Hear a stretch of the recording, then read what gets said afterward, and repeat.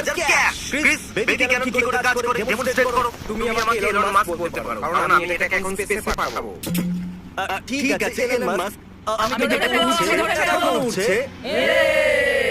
তাহলে তোমাকে এই বেবিটাকে নিতে হবে। এটার ভিতরে ঢুকিয়ে দাও। ওকে, ঠিক আছে। ঠিক আছে, আমরা প্রস্তুত। এটা আমাকে দাও। বেবি লঞ্চ করো যখন তৈরি। 3, 2, 1. তুমি প্র্যাকটিস করো না বেবি শুটিং ক্যাননের সাথে। তাহলে বেবি লঞ্চিং এ তুমি ভালো না।